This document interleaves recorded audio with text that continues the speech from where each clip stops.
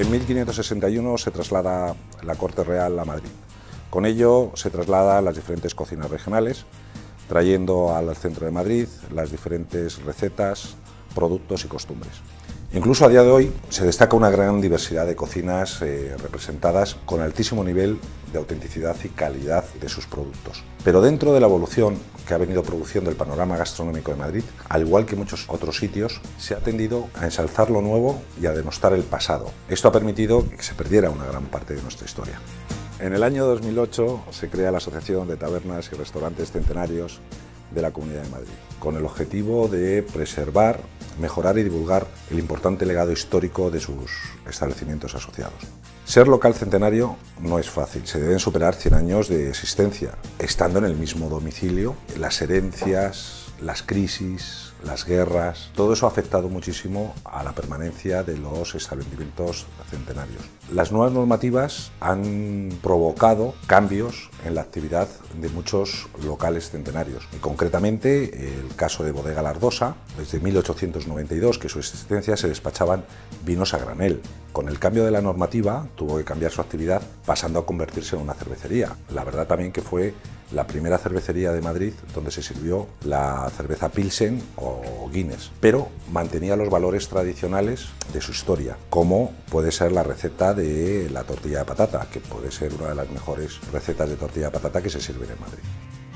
Los restaurantes centenarios no solamente son locales de gastronomía, son locales donde su cultura, su historia es fundamental dentro de su actividad. Tenemos como ejemplo el Café Gijón, inaugurado en 1888, es un lugar emblemático por sus grandes tertulias literarias e incluso políticas, donde se tomaron decisiones muy importantes para la capital de España, que salieron de las grandes plumas y de las personas que allí se reunían de una forma constante. También otro caso concreto fue la Casa del Abuelo. Sus inicios, por 1906, era un establecimiento donde se vendían bocadillos, pero en épocas de escasez muchas veces no tenían o no encontraban pues con qué rellenar los bocadillos. Entonces, uno de los productos que se encontraron en el mercado en cantidad y a un buen precio fueron las gambas. Ellos han sabido mantener durante tanto tiempo como producto estrella el tema de las gambas, bien plancha o bien ajillo.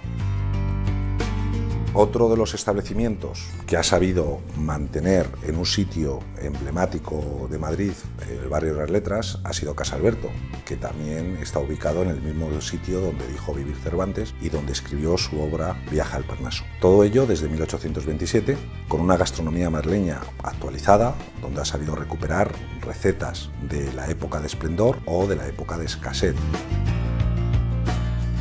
Madrid siempre ha mantenido una cocina tradicional. De esta forma, uno de los platos más tradicionales ha sido el cocido. Había diferentes tipos de cocidos que se daban en Madrid, aquellos que bien por su escasez en proteína y otros donde se utilizaban todo tipo de verduras y embutidos. Caso de ello podemos encontrar Malacatín. Es un establecimiento emblemático al lado de la Plaza de Cascorro. Lleva más de 100 años ofreciendo un mismo plato. Su propietario se enorgullece de que jamás un comensal ha sido capaz de terminarlo. El cocido se distingue por su abundancia. El Ardi, un establecimiento que representa el esplendor de la alta cocina madrileña, siendo el primer restaurante de lujo de la ciudad y donde su cocido mantiene una gran fama en un entorno de decoración y en el que se respira historia. Fue visitado por reyes, políticos y famosos, siendo el referente como restaurante en Madrid. Tampoco podemos olvidarnos del cocido de la Posada de la Villa, cocinado en puchero de barro, sobre cenizas de paja y troncos de encina de su horno árabe. El establecimiento se encuentra en la misma ubicación donde se estuvo el único molino de harina que hubo en Madrid, que posteriormente, en 1642, se convirtió en la primera posada de la corte. Luego tenemos otros platos madrileños, que cada vez es más difíciles de encontrar. Por eso es tan importante la labor de sitios como Casa Ciriaco, que mantienen sus recetas tradicionales, establecido desde 1887 en un local muy cercano al Palacio Real y Capitanía General, y mantiene su tradición culinaria destacando su famosa gallina en pepitoria. En estas mesas se sentó el famoso periodista y escritor don Julio Camba, que hoy en día Existe una tertulia realizada por sus amigos de forma permanente una vez al mes. Casa Labra, muy famoso por sus tajadas de bacalao, que ha sabido mantener una tradición durante años con un producto popular, que además era un producto que por su lejanía a Madrid era el único producto que llegaba en condiciones para poder comerlo. Se fundó en su interior el 2 de mayo de 1879, de forma clandestina, el Partido Socialista Obrero Español.